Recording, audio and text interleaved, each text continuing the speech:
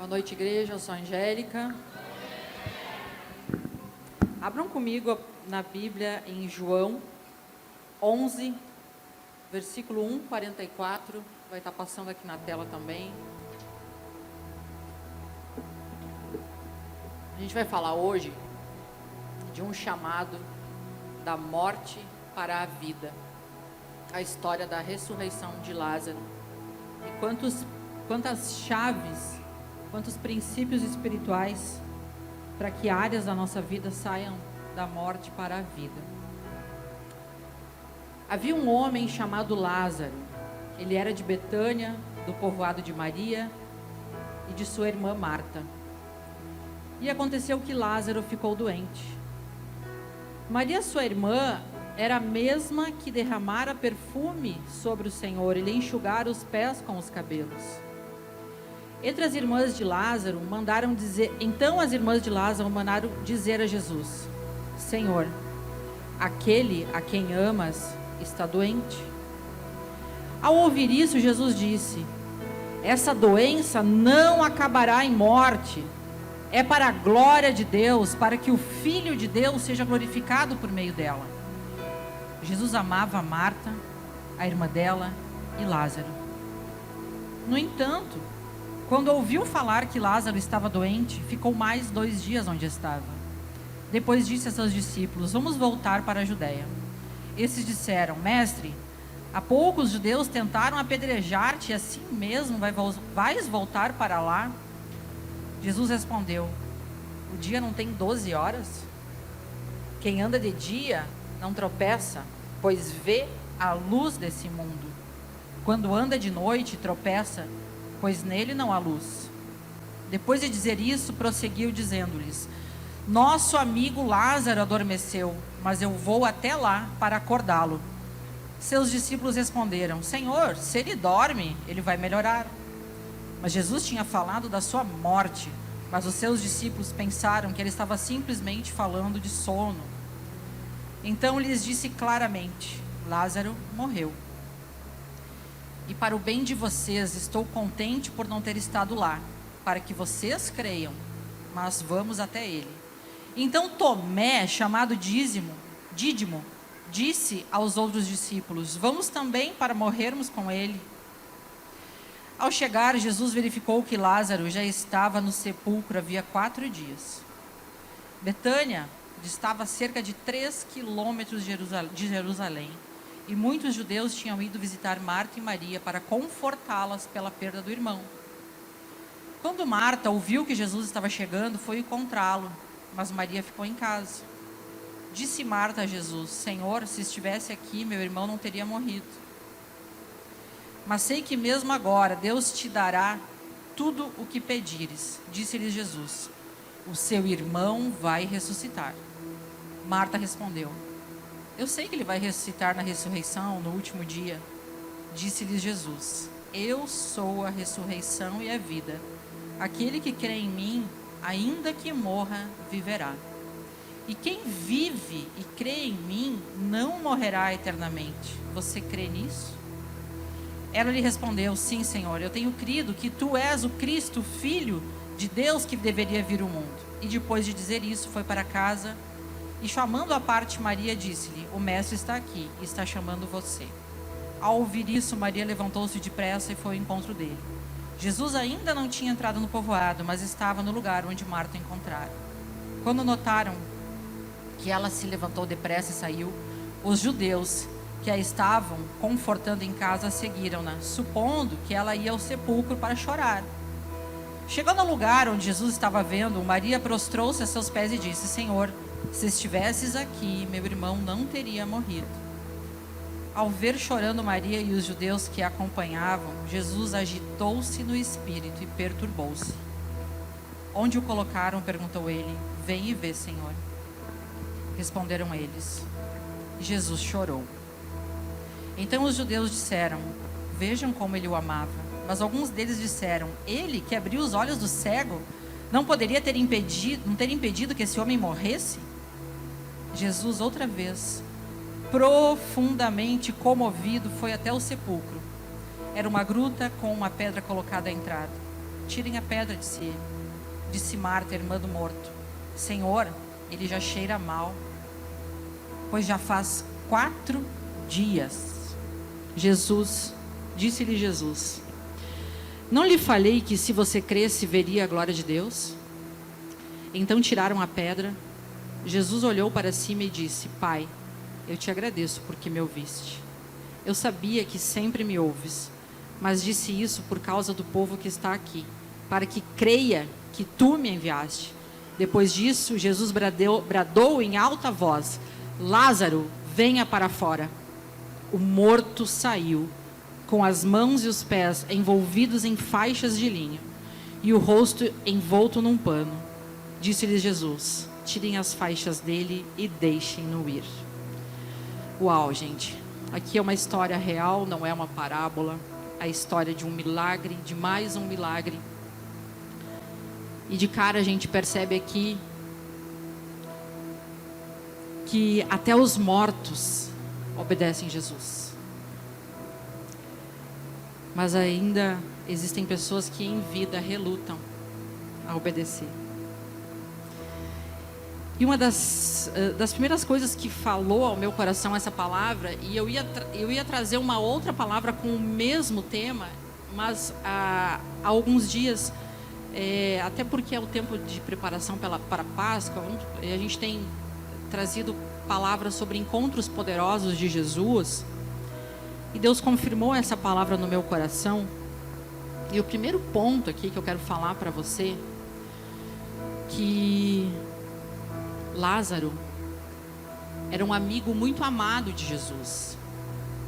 Maria e Marta também era uma família que, quando Jesus ia a Betânia, Jesus ficava na casa deles.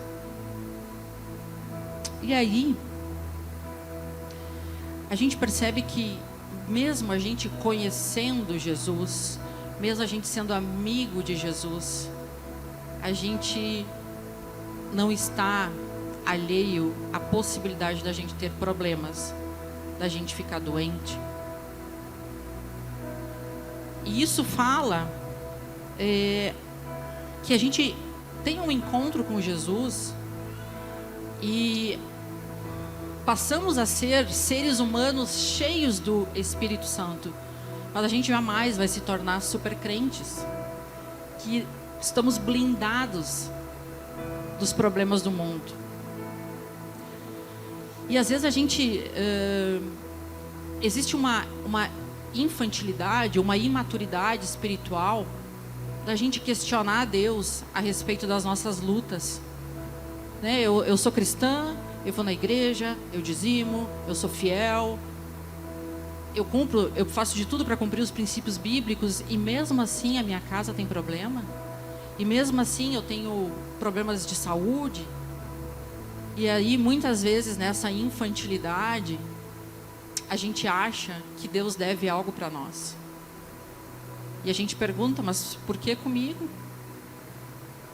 Não sei se você já se fez essa pergunta, mas eu quero dizer para você que quando a gente aceita Jesus, a gente ganha o nosso maior presente, que é a nossa salvação. E Jesus não precisa nos provar nada, porque a gente não pode se esquecer que maior amor foi provado na cruz. Existe prova maior de amor do que essa? Ele deu a vida por você, deu a vida por mim. Então, faz parte, inclusive, da vida cristã, que a gente tenha problema. Nós não deixamos de ser humanos. Lázaro era amigo de Jesus, e mesmo assim foi acometido de uma doença. E eu quero dividir com vocês que às vezes a gente se sente abandonado quando a gente está numa prova muito difícil. E às vezes a gente chega e diz: eu vou sair da igreja porque não adianta. A gente tem que cuidar esse tipo de pensamento. E eu quero dividir com vocês que a maioria de vocês sabem que no começo do ano, o meu bebê, o Benjamin, hoje ele está com 4 meses, mas quando o Benjamin estava com 1 mês, o Benjamin ficou 10 dias na UTI por um problema respiratório bem severo. Esse tempo que eu fiquei com o Benjamin foram 10 dias na UTI, que eu não consegui sair de perto dele. O Cris queria que a gente estava lá em Canoas, Cris queria que eu viesse para casa, enfim, mas eu não conseguia sair dali. E foi muito sofrido para mim, porque eu fiz essas perguntas. E hoje eu percebo o quanto houve um romper de um nível espiritual em termos de maturidade na minha vida, porque eu me desesperei muito por ver meu filho à beira da morte, e ali a minha fé ficou abalada. E pode ser que a sua fé fique abalada também, porque eu vou dizer de novo, a nossa humanidade não é retirada. E eu tive muito medo de perder o meu filho, só que Deus é tão maravilhoso que Deus me levou para um hospital cristão, onde eu tinha um suporte espiritual de um pastor, onde eu tinha recursos, tinha uma capela, onde eu ia orar de madrugada, tinha louvor. E o que eu posso dizer para vocês? Não é que a incredulidade não vá nos pegar em algum momento, mas a gente tem que tomar uma decisão de lutar para resgatar a nossa fé. E muito mais do que perguntar por que isso está acontecendo comigo, perguntar para que isso? Para quê? Para o que o Senhor está fazendo isso no meu caráter? O que o Senhor estava querendo mudar em mim? Mudar o meu nível de fé? Que eu crescesse na fé? Que eu entendesse que eu não poderia ter uma vida espiritual infantil e ter muita responsabilidade sobre um Jesus que eu anuncio, e eu não posso anunciar parte do Evangelho. Eu não posso anunciar um Deus que faz bênçãos e que eu não vou ter dias difíceis. Mas principalmente nesse tempo eu entendi, eu não estou sozinha nesses dias difíceis. A importância da igreja segurando uma fé que naquele momento eu não conseguia. E aí algo que o Senhor me falou assim, eu caí naquele momento no pecado da incredulidade, de desespero. Eu mandei mensagem para o pastor Marcelo, por que isso está acontecendo comigo? É como se eu tivesse que estar blindada, né? Como se eu não poderia estar passando por isso, né? E eu entendi que quando a gente cai na nossa vida cristã, seja qual for a sua área de luta, a gente jamais volta para trás. A gente levanta de onde parou. Nessa caminhada a gente levanta e Deus dá graça para a gente continuar. Só que é tão bom poder dizer, Senhor, eu não estou dando conta, porque o Senhor sabia que eu não estava dando conta. E eu comecei a orar por mais fé, por mais fé, por mais fé, por mais fé, até eu conseguir dar passos. Mas a gente tem que ser intencional. É muito mais fácil a gente desistir, né? É muito mais fácil ter essa atitude infantil de apresentar uma conta para Deus. Não, Senhor, o Senhor não deveria estar, eu não deveria estar passando por isso. Isso além de ter orgulho envolvido, além de ter muitas questões. Então eu quero dizer para você que Lázaro era amigo de Jesus. Isso não impediu Lázaro de ficar doente, mas Jesus fez um grande milagre. E fez um grande milagre também na minha vida, porque meu filho se recuperou.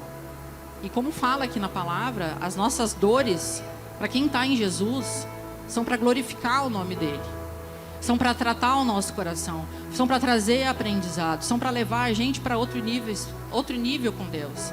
Um nível de mais maturidade, onde perguntas desse tipo, onde a gente se coloca no lugar de credor de Deus. Deus não me deve nada. Nada. E aí teve o primeiro culto de mulheres, que eu vim sozinha, e ser intencional naquele momento e deixar o Benjamin em casa. Eu tive que dizer para mim mesma, Deus, o Benjamin é teu. Se ele está vivo, é porque tu cuida dele, não porque eu estou do lado dele. E eu deixei ele em casa, assim como ele tem ficado em casa. E esse foi uma grande chave que virou. Cristãos terão problemas, mas cristãos têm um Deus muito maior que o seu problema. Cresça nesse entendimento, cresça nessa compreensão. Somos filhos que temos um pai para a gente se socorrer, um pai para cuidar de nós, um pai que respeita as nossas falhas e nos dá segundas chances, né? As misericórdias do Senhor se renovam, e eu posso estar aqui hoje dividindo isso com vocês, né? Então a pergunta que a gente faz não é por que eu estou passando por isso, mas é para quê, Senhor? Para quê? O que o Senhor quer mudar o que o Senhor quer mudar no meu coração? O que o Senhor quer mudar no meu caráter? O que eu preciso aprender? Não somos super crentes, ok? Já ganhamos a vida eterna. Não tem presente melhor do que esse. Essa é a convicção, né, que a gente precisa ter. Segunda chave aqui dessa palavra que fala muito comigo. Nada na Bíblia é por acaso. Nada, nada. E tem uma frase de 2 palavras que fala: Jesus chorou. Quão profundo é isso, né? Jesus chorou. João 11:35 fala isso.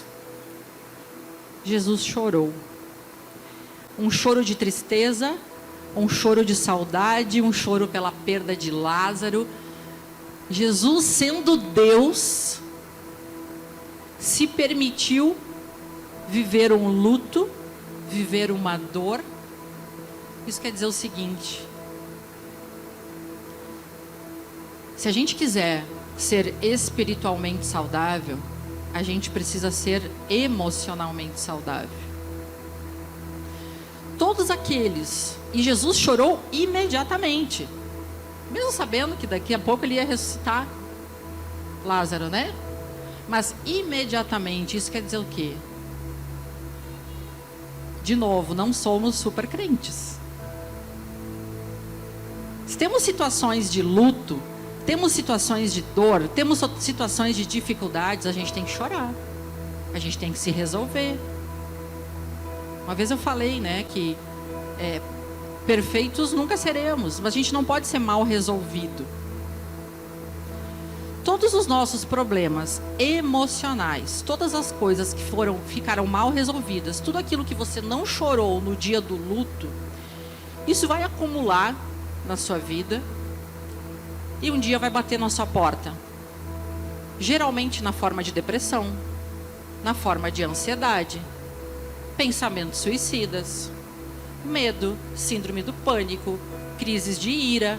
E isso vai ser a alma guerreando contra o espírito. A carne milita contra o espírito.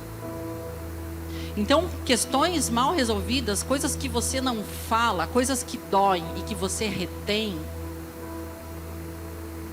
como é que eu vou dizer? Vão gerar uma conta, um débito, que vão te cobrar, vão te gerar problemas de compulsões, problemas de drogadição, problemas na área alimentar, vícios, pornografia, masturbação. Então, às vezes, a gente ignora os exemplos de Jesus e acredita que é falta de fé demonstrar emoções, que é bobagem demonstrar emoções. Domingo passado o pastor falou, né? Os homens principalmente foram ensinados, né, que homem não chora. Homem não chora, mas geralmente transforma toda a sua dor em agressividade. De alguma maneira, você vai dar vazão a essa dor. Então, o nosso modelo é Jesus. Não é a igreja brasa que tem essa cultura. Nós temos o modelo de Cristo, nós não estamos inventando nada. É bíblico.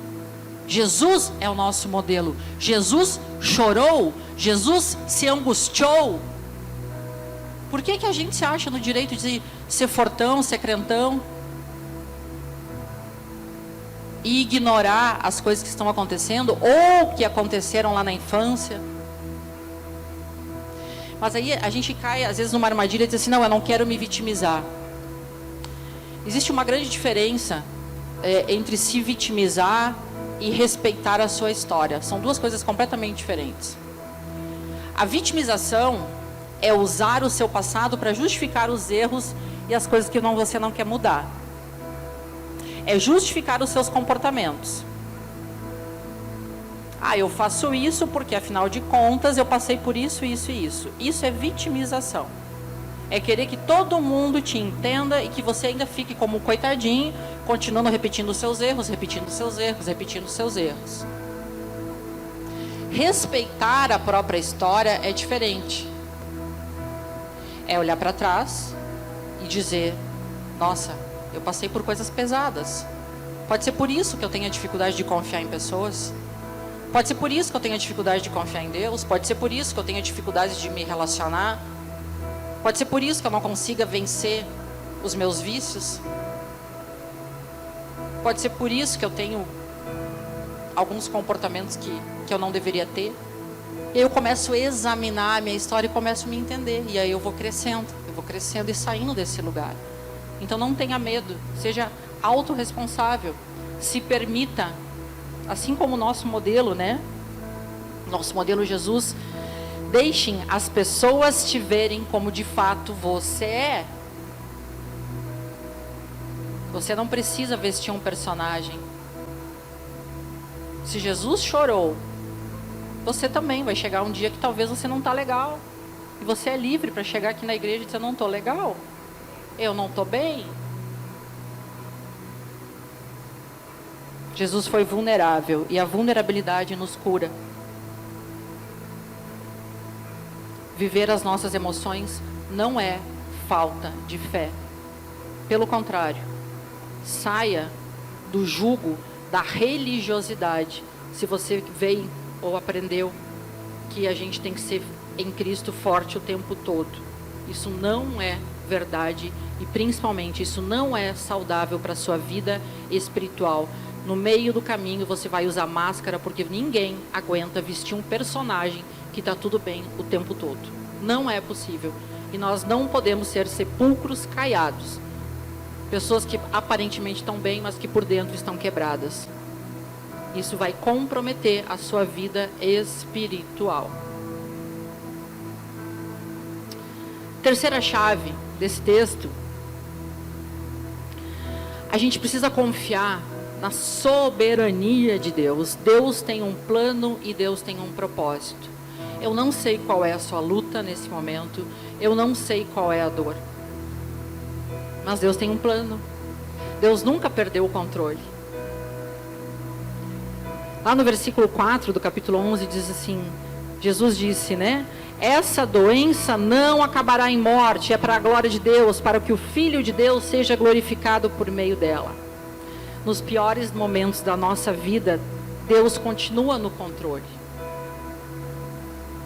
Sempre Ele está no controle. Existe um reino e somos partes desse reino. A gente tem que tomar uma decisão, e não é uma decisão fácil, como eu falei antes, de não se desesperar. A decisão de confiar. E aí a gente encoraja muito os relacionamentos aqui na igreja, para que você participe dessa comunhão, que muitas vezes você não vai conseguir dar conta desses momentos difíceis, mas peça ajuda.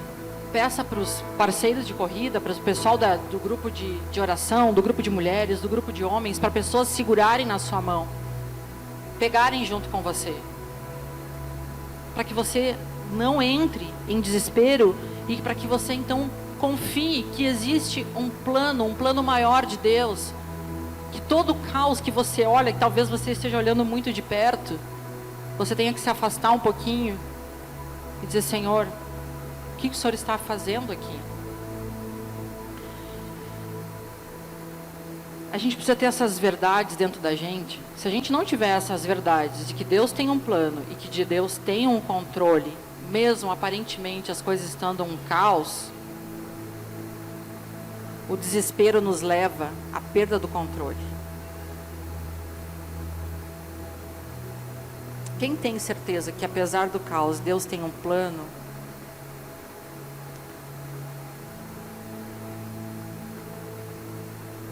Eu não queria falar essa frase, mas eu escrevi isso. Não comete suicídio e não pense em suicídio. Tem pessoas aqui que não teriam talvez coragem de atentar contra a própria vida, mas talvez estejam pedindo para morrer. Mas quando a gente pensa que Deus tem um plano, esses pensamentos de morte vão por terra, a gente derrota o diabo. Que pensamento de morte. Então essa verdade de que Deus tem um plano faz com que a gente não queira se vingar das pessoas que nos fazem mal. O Senhor está no controle. E principalmente faz a gente não guardar mágoa, amargura. O que é a nossa mágoa, a nossa amargura nos relacionamentos? É achar que o Senhor está alheio aos nossos problemas, às nossas situações. E aí a gente faz o quê? Guarda ressentimento. Porque a gente não confia que o Senhor está no controle, que Ele está vendo tudo e que Ele sabe tudo. A gente não consegue entregar a nossa dor para Ele. A gente fica lá ruminando. O que é ressentimento? É ressentir. Sentir duas vezes. E a gente ressente. Sente duas, sente três, sente quatro. E o ressentimento faz o quê? Acabar casamento. Acabar relacionamentos. Pais e filhos. Então, quando a gente escolhe por uma vida em Deus, a gente tem que estar sempre alimentando a nossa fé. A nossa fé, o Senhor está no controle. O Senhor está no controle. Diz para o seu irmão, o Senhor está no controle. O Senhor está no controle. Eu escolho não me ressentir. Eu escolho não guardar mágoas. Eu escolho não me vingar. Eu escolho não me desesperar. O Senhor está no controle.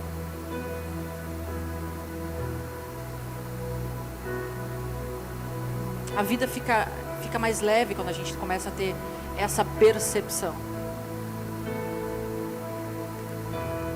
E mais uma chave desse texto. Talvez o principal.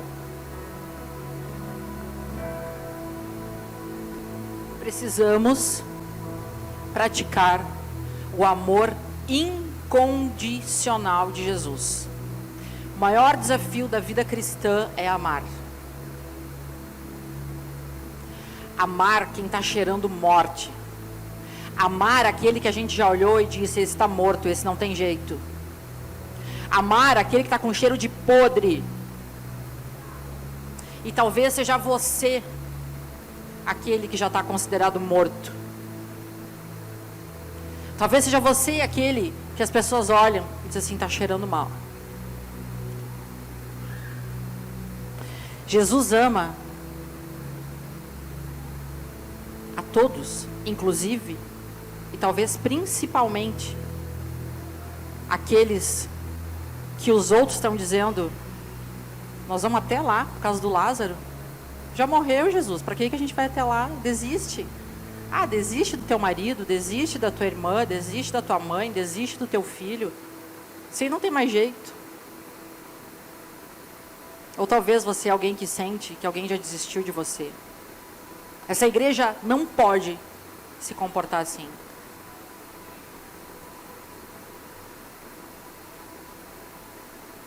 Jesus ama todos, ama os casos perdidos.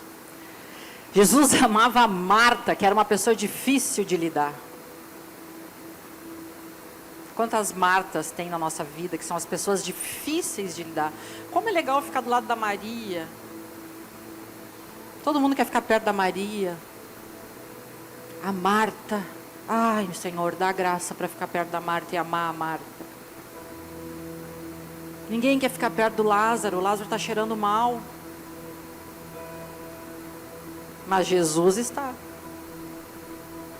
Jesus está enxergando vida onde há morte, onde os seus olhos estão enxergando morte. E que Deus nos dê olhos para olhar para as pessoas como Jesus olha.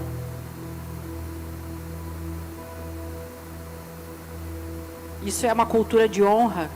O que é a cultura de honra? É a pessoa falhar, a pessoa errar com você, e você olhar para ela com a misericórdia e o amor de Jesus Cristo. E esse convite ao amor é o que a gente deve entender que Jesus nos capacita para isso.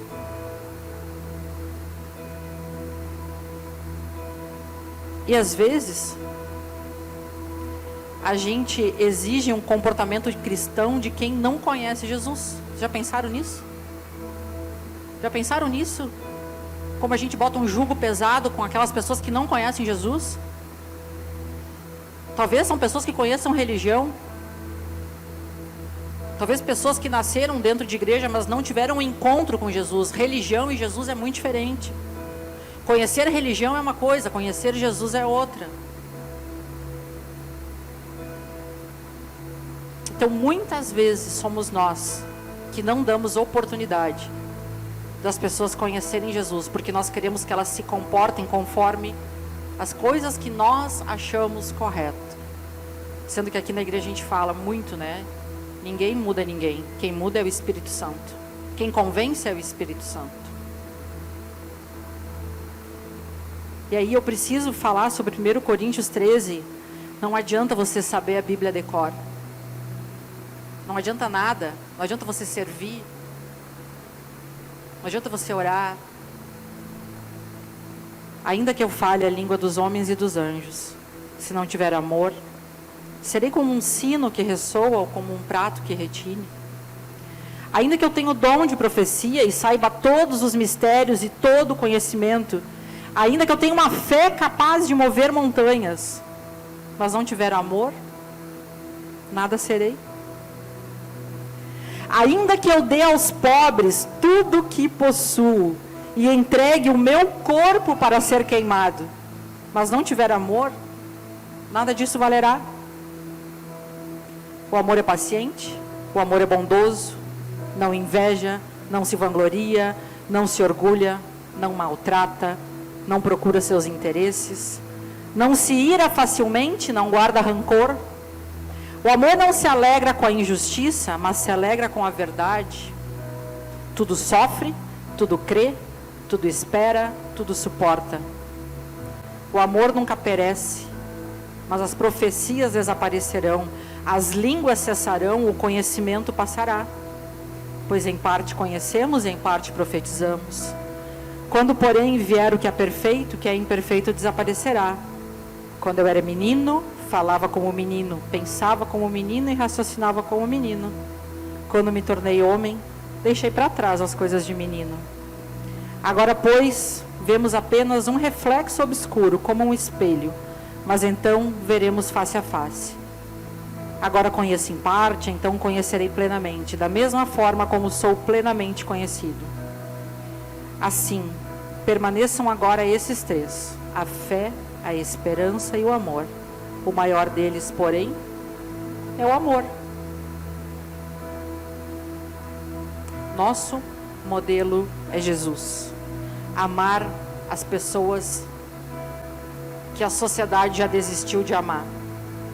É o nosso dever como igreja acolher, receber, permitir que as pessoas cresçam aqui, se desenvolvam aqui, acolhendo todo tipo de pessoa, chamando da morte para a vida. Paciência é uma evidência do amor. O amor é paciente, o amor é bondoso. É essa igreja que a gente precisa ser. E não incrédulos como Tomé, que disse: vamos voltar lá para Betânia para morrer? O incrédulo diz: desiste, larga de mão. É crítico. Por que está fazendo isso? Por que estão fazendo aqui? Jesus não desistiu de ninguém. E nós, como igreja, continuaremos seguindo esse modelo. Ele é o nosso modelo. Eu quero encerrar falando para a igreja que Deus colocou no meu coração de dizer: igreja, sejamos como Betânia. Jesus gostava de ir a Betânia. Lá em Apocalipse, Jesus fala numa das cartas à igreja que Jesus fica circulando no meio da igreja quando ele se alegra da igreja. Que essa igreja seja como Betânia, um lugar que Jesus gosta de estar porque encontra amizade, acolhimento, abrigo. Nós precisamos cultivar Betânia nos nossos corações. Uma igreja onde as pessoas tenham vontade de voltar, onde as pessoas se sintam seguras, um lugar de relacionamentos saudáveis, relacionamentos verdadeiros. Que Betânia nasça e floresça um pouco no coração de cada um nessa noite, porque nós somos igreja. Igreja não é o prédio. Cada um de nós que faz a Igreja Brasa. Que o Senhor hoje coloque esse coração em nós. Um coração que acredita no milagre. E no milagre de hoje, não como Marta e Maria, não sei qual das duas que falou. Não, Senhor, eu sei que Ele vai ressuscitar lá na eternidade. Não, Marta, não, Maria. O milagre é para hoje. Ele vai sair da morte hoje. Não é um milagre para a eternidade. O Senhor quer fazer milagres hoje na nossa história. O Senhor quer transformar essa igreja num lugar como Betânia, onde os mortos vêm para cá e ressuscitam, onde pessoas desacreditadas encontram vida, onde somos imperfeitos, sim, mas nunca mal resolvidos. Pessoas que encontram no poder da vulnerabilidade a sua cura, a sua restauração, chamados da morte para a vida. Vamos ficar em pé? Obrigada, Jesus, pela Tua palavra, Senhor, nessa noite. Obrigada, Pai, por falar aos nossos corações sobre a igreja que o Senhor quer de nós. O Senhor nos ensina a descansar nas Tuas promessas nos dias de dificuldade. Nos dá maturidade espiritual para entender que mesmo conhecendo Jesus, sendo amigos de Jesus, teremos dias difíceis. Nos perdoa por um coração que Te cobra. Nos perdoa, Jesus, por Te cobrar coisas que eu não poderia estar cobrando. Me ensina, Jesus, a descansar mais. Aumenta a minha fé. Peça mais fé para o seu Pai. Peça mais fé. Pergunta por quê? Não. Pergunta para quê? Para quê, Senhor? Para quê? Mas o Senhor diz: essa dor não é para a morte. Essa dor não é para a morte, mas é uma dor para a manifestação da glória de Deus na sua vida. Deus está te chamando hoje da morte para a vida, para receber o teu milagre. Deus está colocando Betânia no seu coração, um coração acolhedor, um coração manso, um coração onde as pessoas têm vontade de se achegar. Deus está te convocando hoje para chorar dores que você não chorou ainda. E pode chorar no colo de Jesus. Deus está te curando para que você viva uma espiritualidade de forma saudável, para que você seja livre de dores.